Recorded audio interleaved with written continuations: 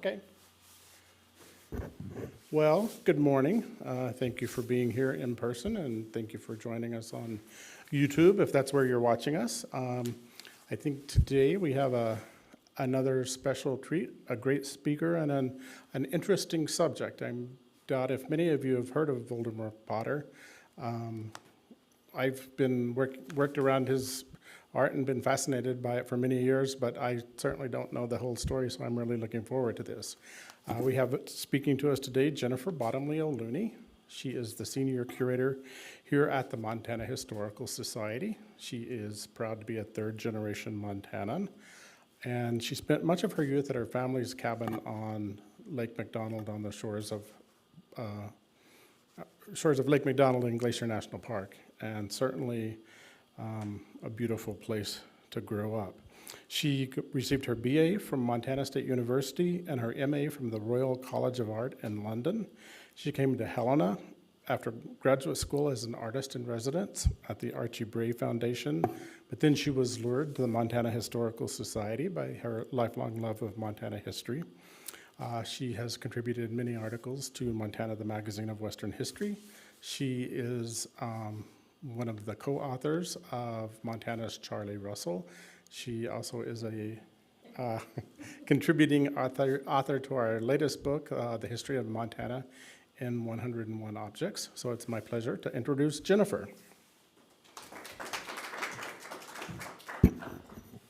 Thank you, Kirby.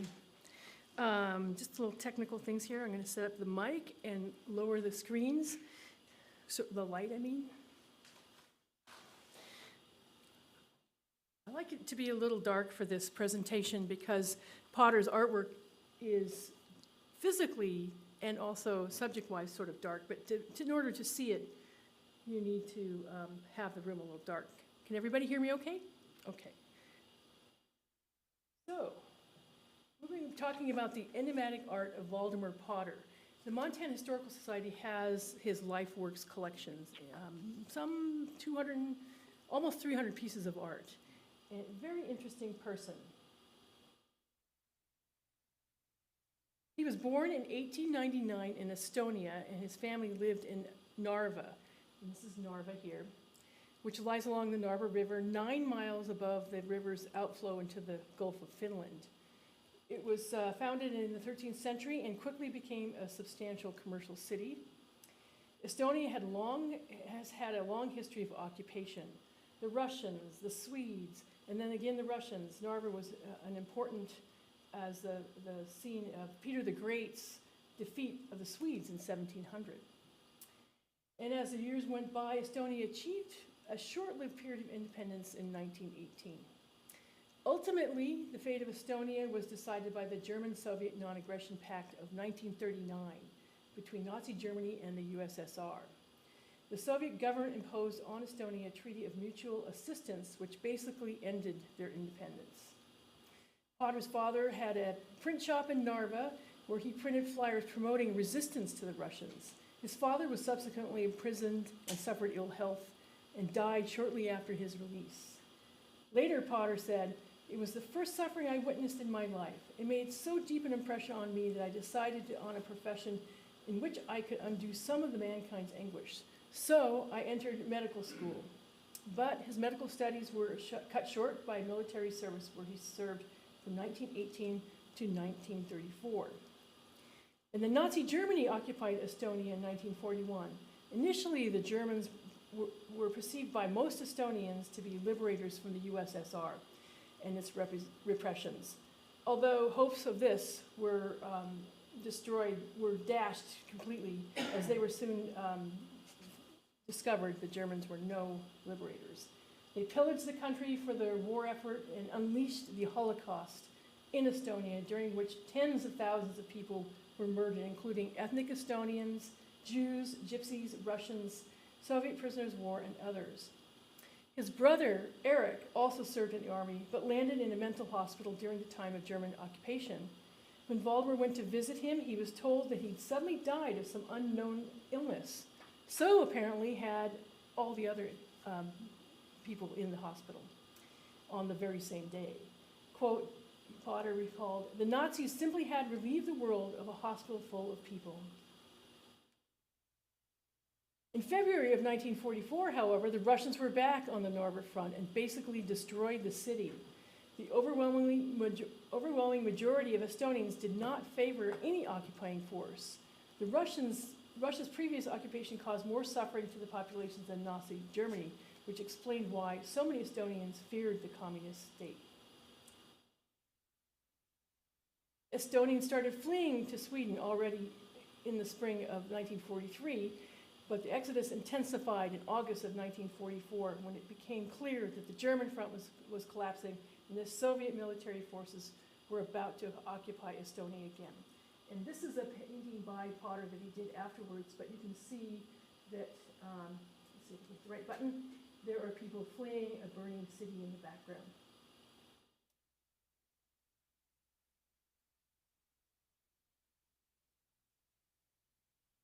About 30,000 Estonians escaped by sea to Sweden and 33,000 to Germany. Not all Estonian refugees made it. The stormy seas and the enemy fire claimed the lives of up to 9% of refugees. And a painting by Podder, and you can see a man floating, if I keep hitting the wrong button, in the sea, lost into the sea. Thousands found themselves displaced persons or in displaced persons camps, or what was called DP camps in Germany, which became their temporary home for a number of years. After the Second World War, Europe was in a state of chaos. Approximately 60 million people had been killed, nations torn apart, millions of Europeans were left displaced, and Germany was occupied by the Allies and divided into sectors: the British, the American, the French, and the Soviet. The British and the American and French sectors established the DB camps to provide temporary shelter, nutrition, health, and care for refugees. Hundreds of camps existed all over Germany and in parts of Austria and Italy. And this is a newsletter from one of the DP camps. When people first arrived in one of these DP camps, they often experienced a sense of relief. The camps offered a degree of security, a roof over their heads, regular meals, and the possibility of being reunited with their lost loved ones. But it was a grim existence, and Podder quoted, he spent 10 years in various camps doing, quote, nothing except watching and suffering. But he didn't end out doing nothing, he took up painting. In 1946, the Camp Echo newspaper, that's what that translates into, is Camp Echo, described Podder's art as, quote, a very interesting style. Camp life was not wonderful, though. This is a painting he did in 1948. And he is, the title of it is For a Cigarette. He'd give up everything for a cigarette. And in the Augustdorf camp, an exhibit of handicrafts from homeless Eastern Europeans was opened. And the article quotes, I'll quote the article, thick walls and prison bars outside, most unreachable and sad blooming flowers, a displaced person from Augustdorf camp painted that with exciting and agonizing clarity. It immediately symbolizes the terrible emotional distress and despair of most of the 1900 camp inmates who have no home and hardly a ray of sunshine to comfort their everyday life. So Podder, and the interesting thing about Podder is he collected everything about his life and made a scrapbook, which we have in the collection. And this is from the scrapbook. And here you have a group of paintings that he did. But actually, this is a photo that he pasted onto the top of this newspaper clipping, which featured more sort of handicrafts that were created in there. But he wanted to document what he had done for this exhibit. A little close-up of his photo. It's a little blurry, the photo. See this painting right here, it's here, blown up. It's called Weariness. And then also that's this painting here. It's an untitled painting of God and the devil standing over hell. Or what looks like hell to me.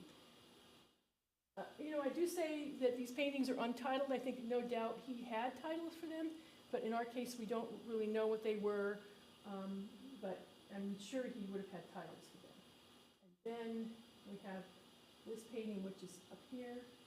And the neat thing about this painting called Primavera, he made the frame, and it's a little hard to see, but it's a three-dimensional frame. Oops, I just lost my microphone, sorry. He carved that frame, and it sticks out, and the flowers you see here are also three-dimensional. He layered the paint so thick that it came through. Also, you can see there's some white going on here, and that's what we call, in the museum field, we call inherent vice. Podder used just about anything he could get his hands on to paint on, and eventually it can cause problems, and conservators have to deal with it later. And what you have is blooming from below from the material that he used. In this case, it was like a masonite. It probably had lots of chemicals in it, and eventually it reacted this way. When I first saw this painting, however many years ago, Kirby, in 1989, I'm so old, it did not have that. So this has happened, over the years. And then another newspaper clipping, Feuerschaffen, maybe, translate as happy work. And in the Augustdorf camp, where there was a show for more homeless Eastern European refugees, on the walls of the small exhibition room hang pictures from which bitter disappointment and painful past speak. For example, envy is depicted as a hateful spider with eyes bulging out. And then he began to get some recognition. He was invited by Wilma Neyman, who had a gallery, to exhibit there, and she wrote, "The self-portrait of Dr. Podder demands attention. Here someone looks for his own way with the most honest effort and expression, more in his portrait than any mere image.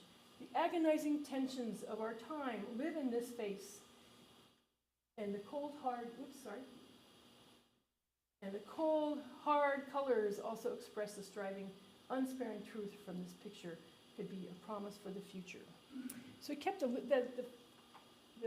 little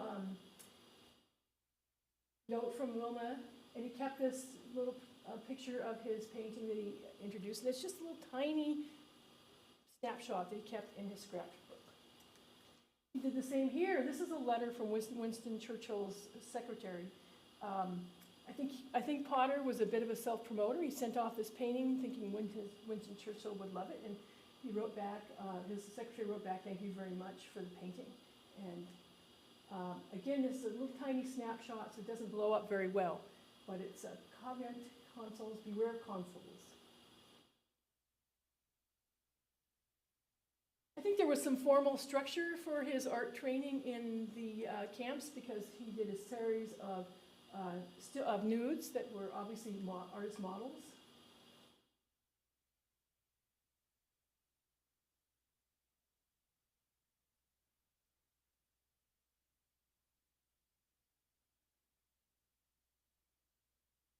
And I break down his artwork into various categories. The first one being landscape. Sometimes there's a little bit of crossover between the categories, but for the most part they fit. So these are a series of landscapes. This one is eel fishing, and it was done in 1944, probably very shortly after he became a resident of the refugee camps. Fortress Narva. Mostly he liked to do oil paintings, but this is a watercolor. There's a print, woodblock print. He loved to do woodblock prints. I think they're really great. This is a contemporary photo of the Fortress Narva, which is now a historic site.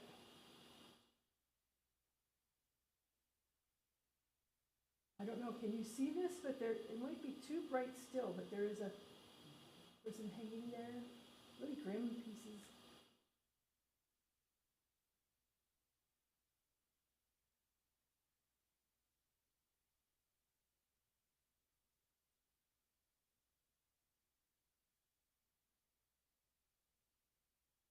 Man with the lantern, again. What he called waiting.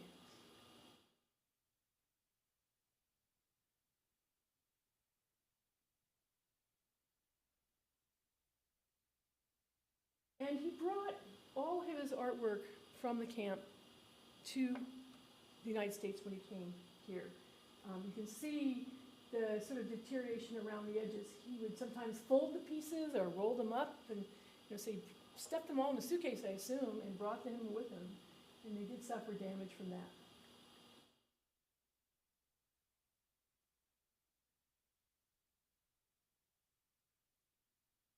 Daybreak. The print, Untitled. And you can see, I think this has influenced his print. If you go back, you can see it's reversed as it would be if you carved it into block, it'd be reversed.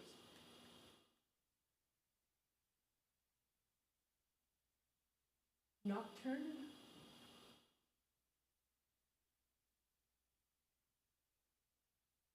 And I love this piece. Shows the dog, or coyote, whatever, howling to the moon, and hears his howls.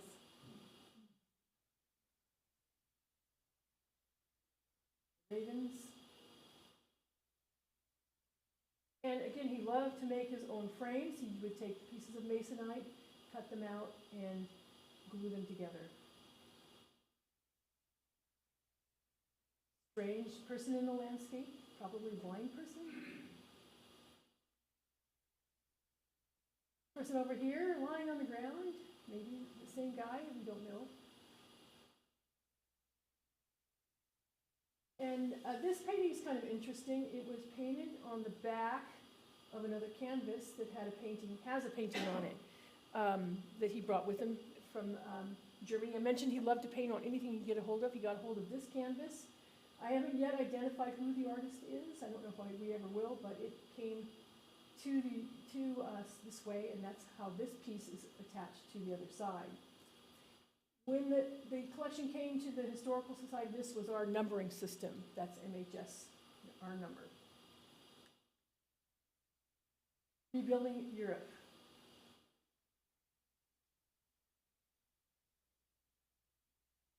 The next topic is interiors. Man at window. Warm corner. He must have had a warm corner he liked. Inside maybe a furnace house or perhaps a distillery.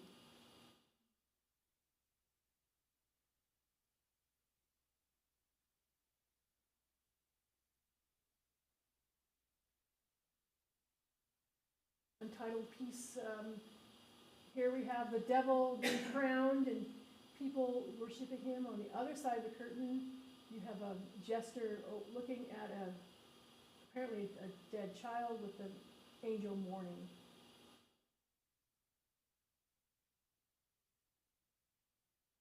Desolation. And this is an interesting painting, Untitled painting. You can see these paintings he's painted in the background. He painted those paintings. Here's the painting that is right there.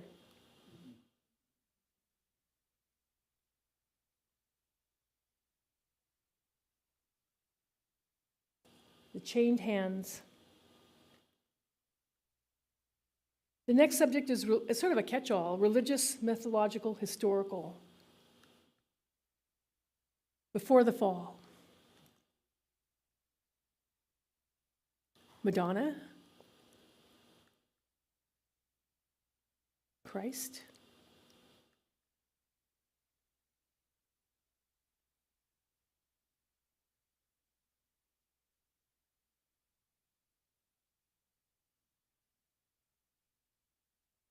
Samson. Lucifer, one of his favorite subjects.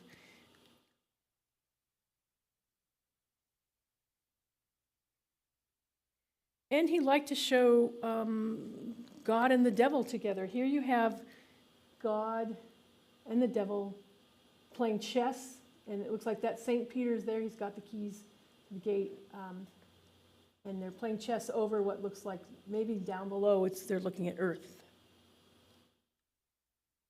And here they are with Earth being skewered and over a burning fire of hell.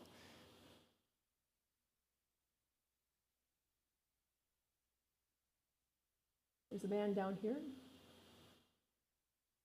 And here's a sleeping Pan. Here's Pan. Pan's nightmare. This lady, Pan lady, is going to wake him up with a flower.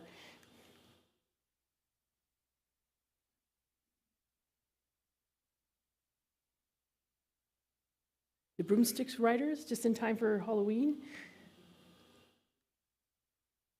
And Fatum.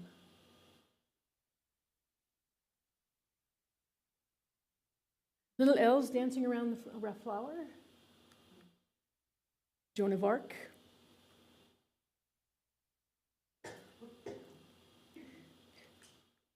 This one's sort of interesting. It's a little watercolor, and it's of a crest. But here it shows up again on top of this castle. I don't know if that's Castle Narva, and I'm not sure what's going on there.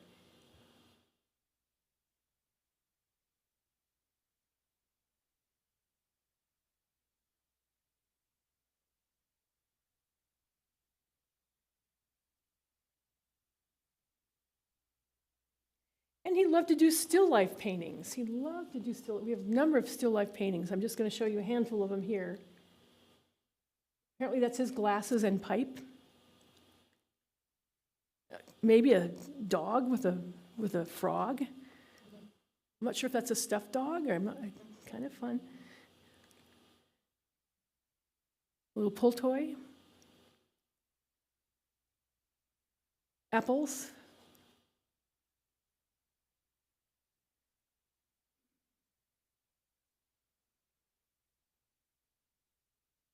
Fleurs de mal, flowers of evil.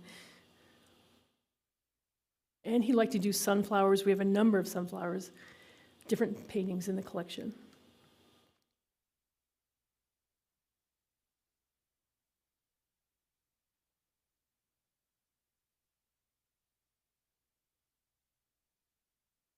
And a plate of fish. Another subject that he loved to do, I guess. Love, I'm not sure if that's the right word, but the Grim Reaper. Here's a Grim Reaper who is bursting bubbles.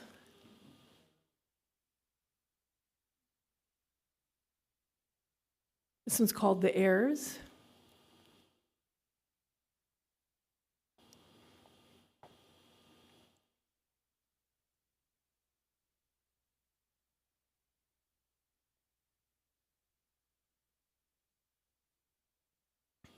Particularly dark invitation. This one technically isn't a Grim Reaper, but it kind of fits in, No Way Out. The violin. And there's your classic Grim Reaper. And another little subject is the organ grinder. Just a melody, sad melody.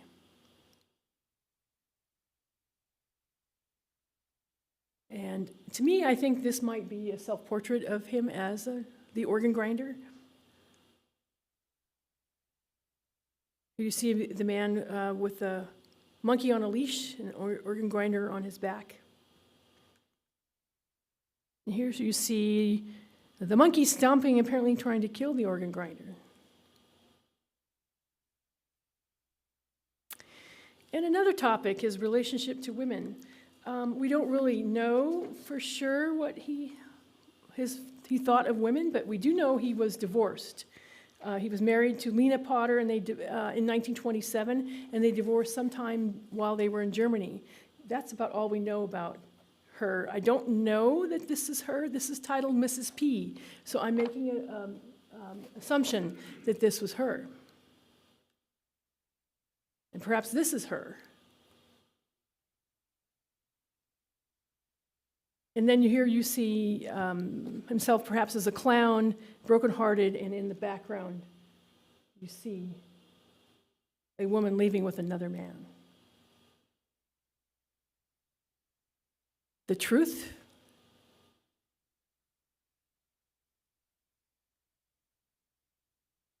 I don't know what he's thinking here, but it's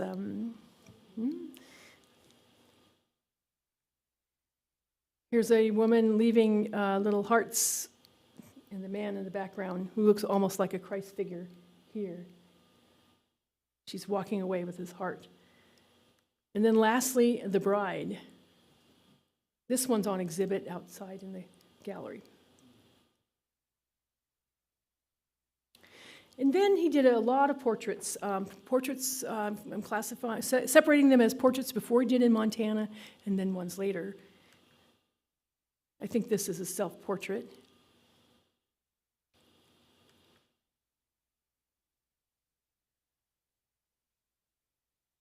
People that were in the camp with him, he used as subjects.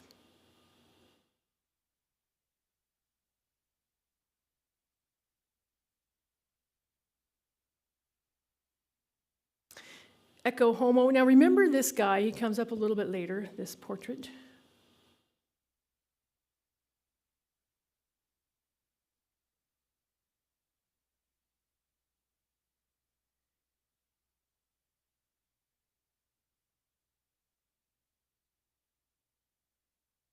Now I know technically they're not a portrait, but he wanted to paint these feet, so I put him in here with the portraits.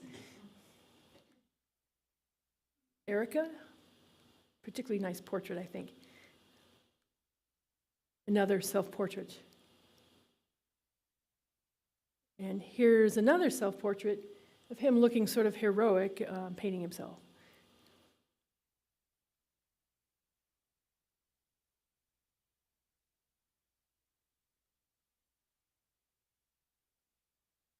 He was very prolific. And imagine carrying all these pieces of art back to the United States with him. Oh, this is my favorite portrait, Nellie. This one's also on exhibit. And then in 1956, he applied for immigration to the United States.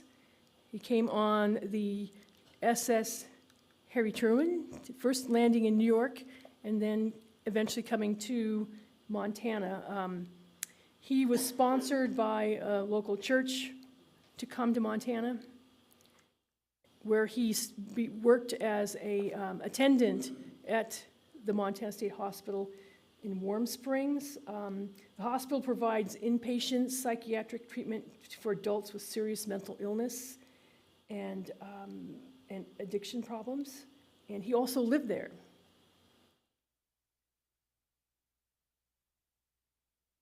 The Montana Institute of the Arts is a statewide organization devoted to preserving and promoting the heritage of the arts in the state. The Butte chapter at this time was very active. A group of artists would meet each Wednesday night at the recreation center to paint and draw together. And Podder would take the bus every Wednesday from Warm Springs to Butte so he could meet and paint with his fellow local artists. And this became, I think, a really great community for him. Here's a Butte newspaper article about that. Here, you can barely see, but there's Podder right there. And this person next to him is his friend, Ed Rendell. And the artists would take turns posing as models for each other.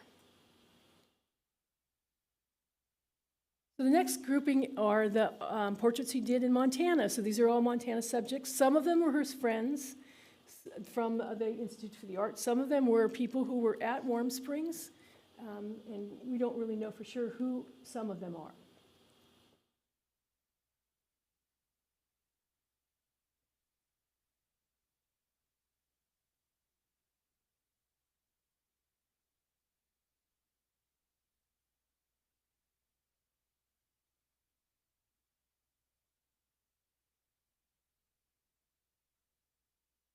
Okay, before we had feet, now we have legs.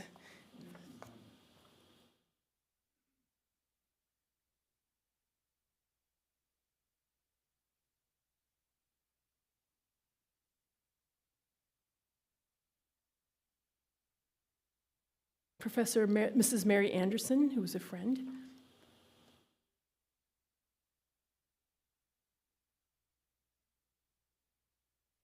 In 1959, the Montana Institute of the Arts, through the Montana Institute of the Arts, he and other Montana artists began participating in an annual 5-state spring exhibition in Scottsbluff, Nebraska. Also in 1959, he arranged a one-man show in San Francisco at the Rus Club there, where he said that his dark paintings shown were of the past. That's the Potter of the past. From now on, I'll paint other things, laughing faces and busy, happy people. And he showed primarily the work that he brought with him from Germany at this painting. I mean, at this exhibit. Again, remember I mentioned he was sort of a self-promoter. This is the newsletter for the Warm Springs newsletter for the staff and the residents at Warm Springs. It's called the Maverick. And I think he wrote his own text here. He goes, after the one-man show in June of 1959 in San Francisco, which 196 pictures exhibited, because of excellent acceptance of the American press, and especially the Russian and Estonian newspapers distributed in the United States, he's become more or less well-known in the entire United States.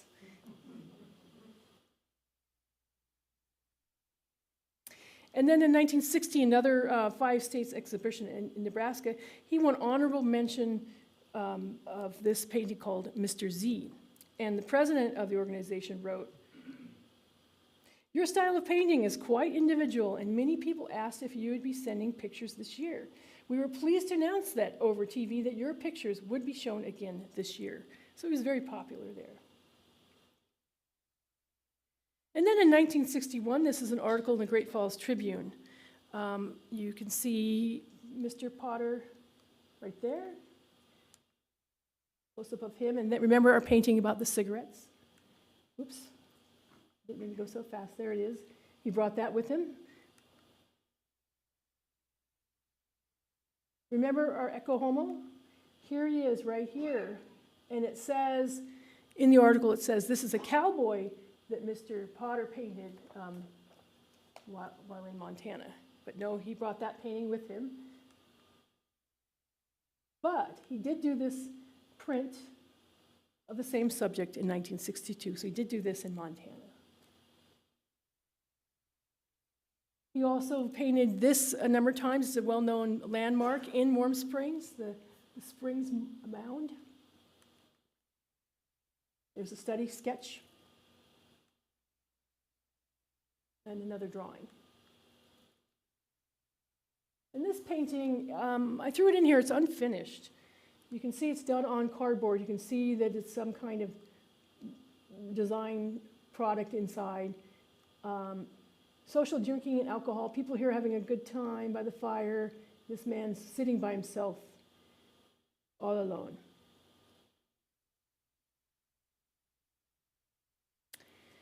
In 1963, he then moved to Butte and worked at St. James Community Hospital as an attendant. He also bought a small apartment in a small apartment building that he worked on and lived in. And apparently, that became pretty all-consuming. He was very fussy about who lived there. Apparently, he kicked people out that he didn't like, but it did take up more of his time. And in 1964, in 1963 he applied, but in 1964 he received citizenship. He applied for and received citizenship. There's his certificate. He made it, yay. And portraits after this time period, in 1963, after he bought the building, his apartment building, his work seemed to decline. And I don't know if it's because of his age or perhaps he was so busy with the apartment, he just couldn't devote as much time to his art. That's speculation purely only on my part. These are some of his later pieces. Mr. Montana. And he also did continue to do themes of sort of history and memory and myth. Hiawatha departs.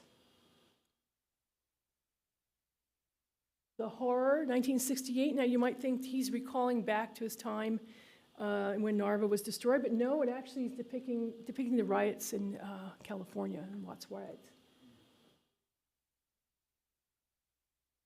He also did a series of little sculptures that, unfortunately, we don't have their titles, but they're sure interesting and fun.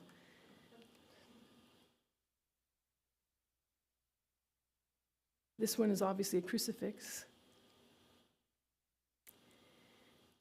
And this one, it needs to be put back together and conserved.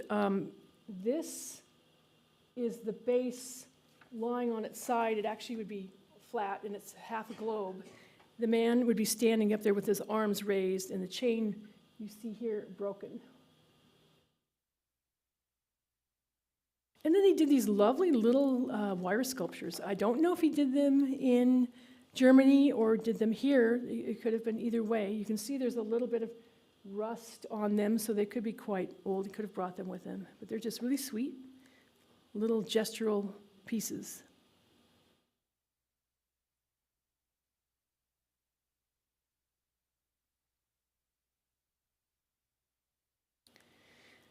So he died in 1971, and he left his apartment building to Montana Tech.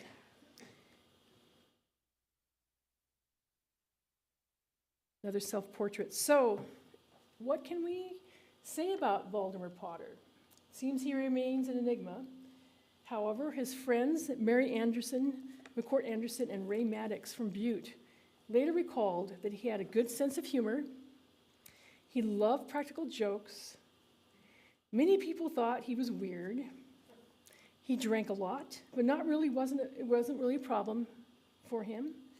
He loved to party, and he loved women, but he didn't have a steady girlfriend. Mary described him as bawdy. Both felt he was very well-rounded.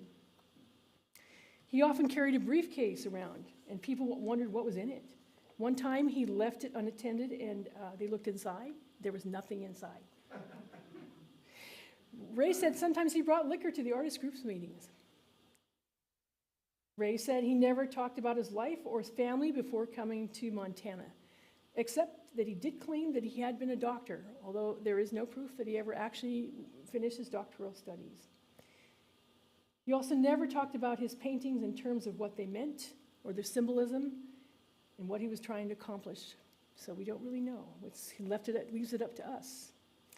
They thought he was probably an atheist. He always seemed to discount religion. And lastly, Mary said he always said he was going to write his memoirs, and that the title of them would be Born with a Silver Spoon in His Mouth, because he was so lucky to have survived. And that's it.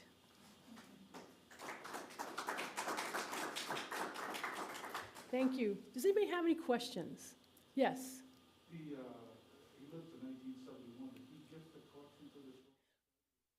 So the question was, did he gift his collection to the Historical Society? Actually, while he was in the hospital and ill, and it was clear he was dying, his friends from the Montana Institute of the Arts approached then curator, what was he doing in 1971? They approached Bob Morgan, and he was convinced to purchase the collection for a very nominal fee to help pay for his hospital bills.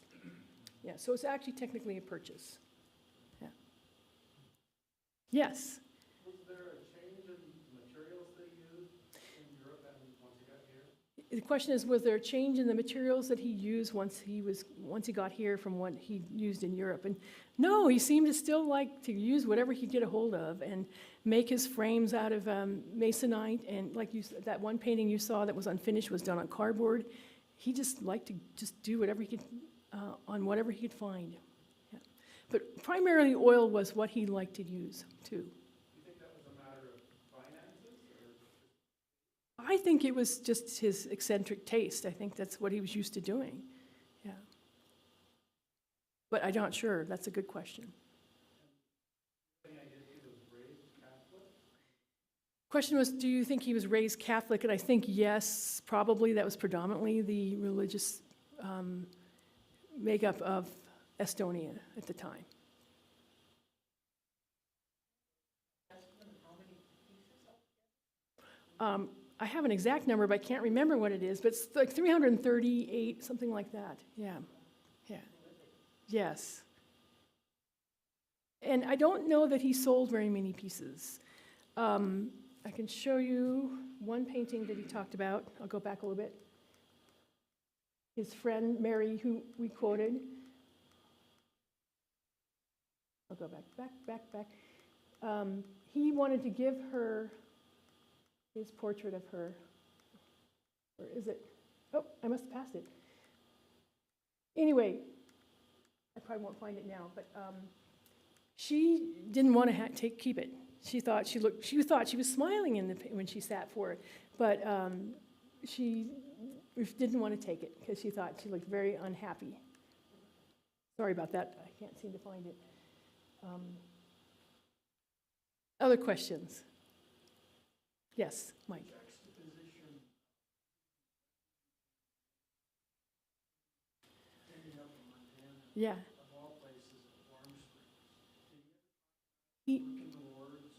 he never talked about it, but I think it's such an interesting thing to be, in the refugee camp, basically imprisoned, and then in a place where people are, constricted, and I think that's a very good observation.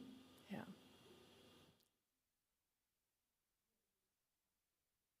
Yeah, and he had a good sense of humor, and he survived.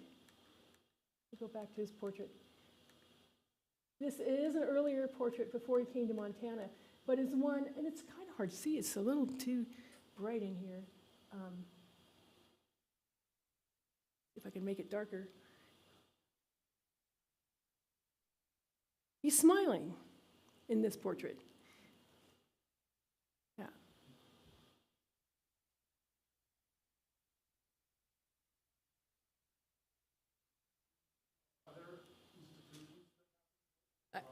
I don't know of any other institution that has this work. I think we have it all. And eventually, I think we would love to do a major exhibit of his work, but they do need lots and lots of conservation in order to be able to really do it justice.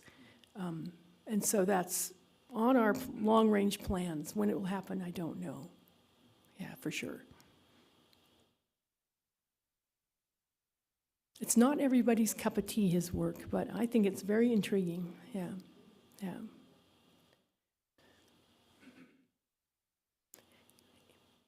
No more questions. Thank you. Thank you.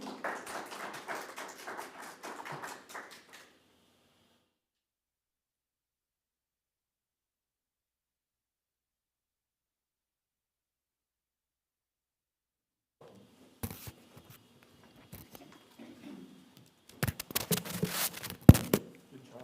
Oh, thank you. Yeah, about that Yeah, collection. isn't it That's fun? pretty cool. Yeah. Yeah.